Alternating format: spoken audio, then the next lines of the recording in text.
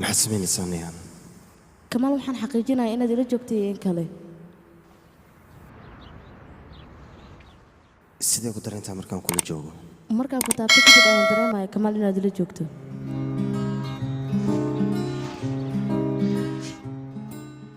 aad si aaday taabanin. waxaan ogaanayaa inay riyo tahay oo aadan meesha ila joogin. waad khaldan tahay.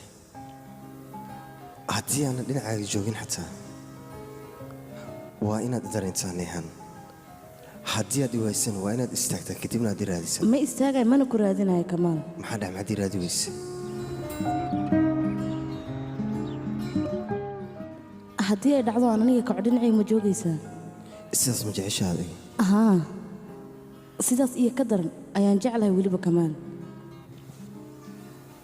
markii aan jiifay inaan ila jiifta ayaan jeclahay, markii aan ka kacna waxaan jeclahay dhinacayga inaad joogto, mar welibana aadan iga dheeranoo xaggayga aad ahaato. waqti walbaan kula joogaa,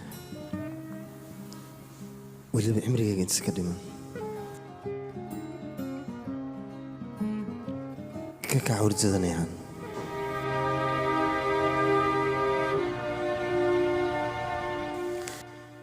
kac Nayaan.